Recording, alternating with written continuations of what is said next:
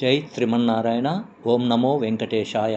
శ్రీ వెంకటేశ్వర స్వామి దేవాలయం కొరుట్ల పట్టణంలో గల శ్రీ వెంకటేశ్వర స్వామి దేవాలయంలో ప్రతి నెల పౌర్ణమి రోజున సాయంత్రం 6:30కు గరుడ సేవ మహోత్సవాన్ని నిర్వహించడం జరుగుతుంది. దయచేసి భక్తులందరూ గమనించగలరు.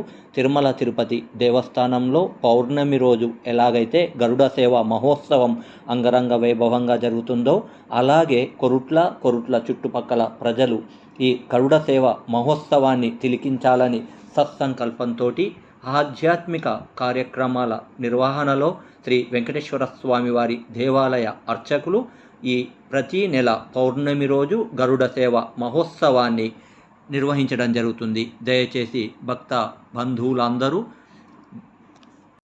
భగవత్ ప్రియులందరూ దయచేసి గమనించగలరు. ఇలాంటి గరుడ సేవ మహోత్సవంలో పాల్గొని ఆ స్వామివారి దివ్య మంగళాశాసనాలు కృపా కటాక్షాలు పొందవలసిందిగా శ్రీ వెంకటేశ్వర స్వామి దేవాలయము కొరుట్ల.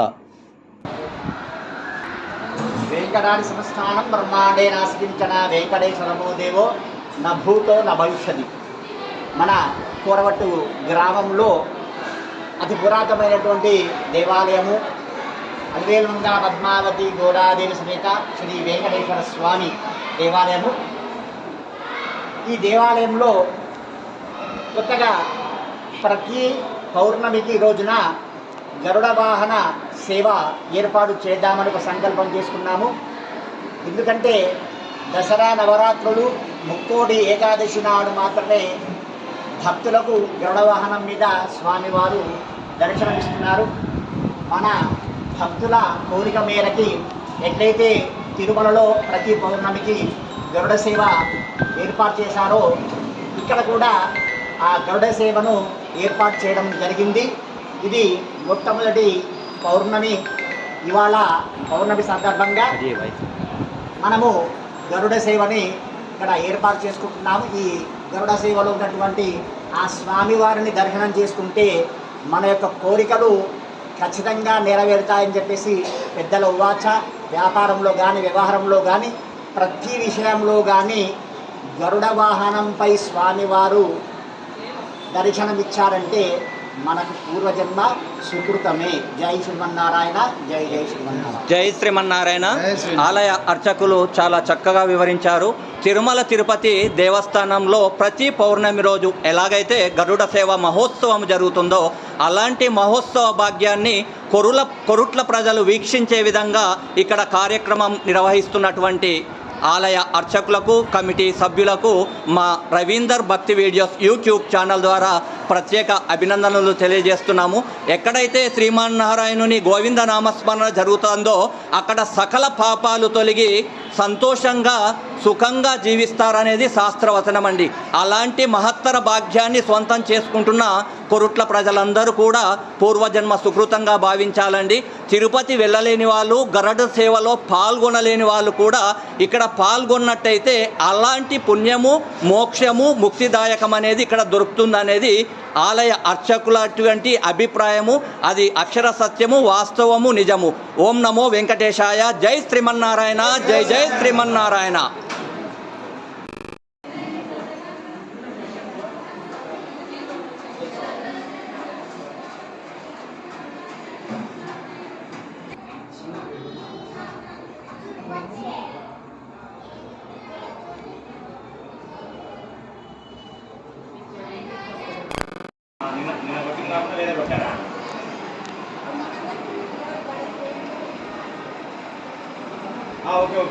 జై శ్రీమన్నారాయణ. జై శ్రీమన్నారాయణ. జై శ్రీమన్నారాయణ. లక్ష్మీ వెంకటరమణ గోవింద గోవింద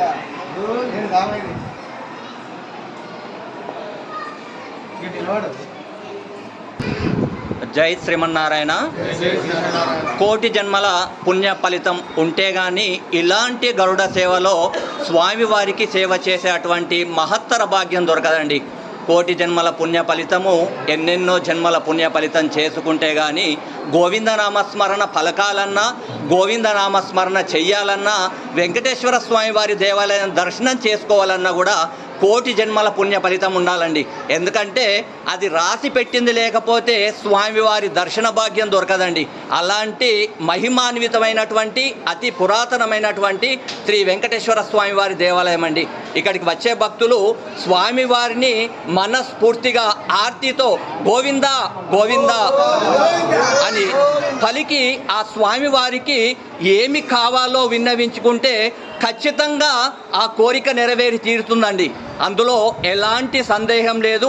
అలాంటి అత్యంత మహిమాన్వితమైనటువంటి శ్రీ వెంకటేశ్వర స్వామి దేవాలయాన్ని మీరు కూడా సందర్శించుకొని ఆ స్వామివారి దివ్య మంగళ శాసనాలు పొందాలని మనస్ఫూర్తిగా కోరుకుంటూ జై శ్రీమన్నారాయణ, జై శ్రీమన్నారాయణ.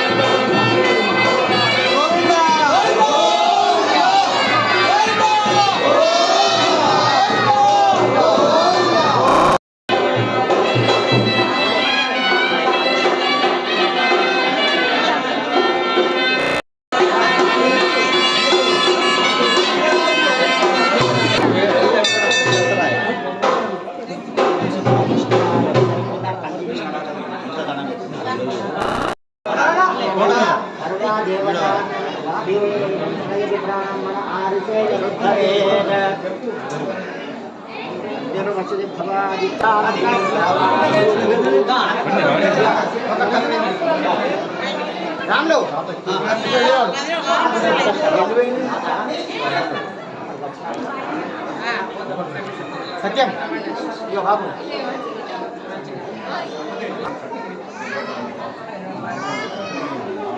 గరుడ సేవ మాత్రం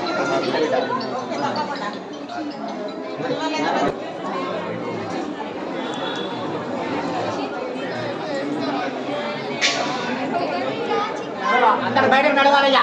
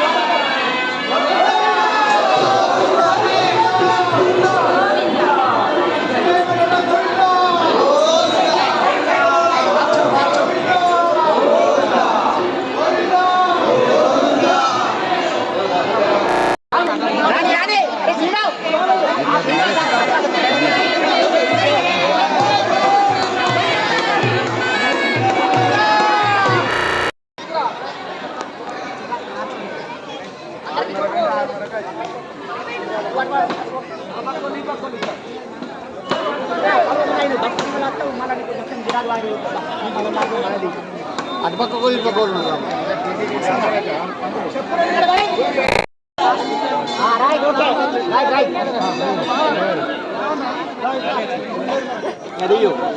ఇలా మాత్రం మంచి ఆలోచనలు ఉన్నాయి.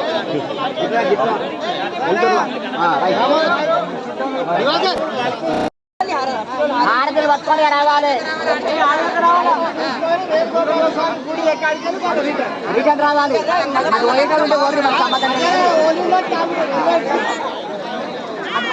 ఓర్రి